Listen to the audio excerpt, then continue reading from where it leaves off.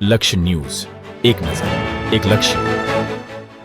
Kalol highway પર overbridge માટે soil testing શરૂ.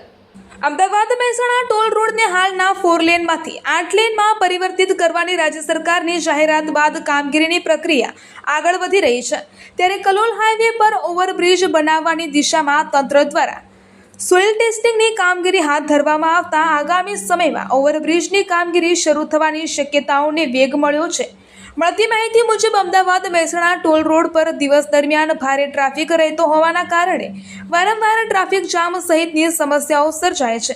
આ સમસ્યાના કાયમી ઉકેલ માટે હયાત 4 લેન હાઈવેને 8 લેનમાં પરિવર્તિત કરવાની કામગીરી હાથ ધરવામાં આવી રહી છે.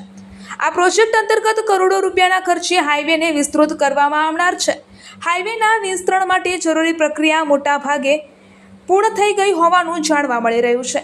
રોડની બંને તરફ આવેલા દબાણો દૂર કરવા માટે તંત્ર દ્વારા દબાણકર્તાઓને નોટિસ પણ પાઠવવામાં આવી છે.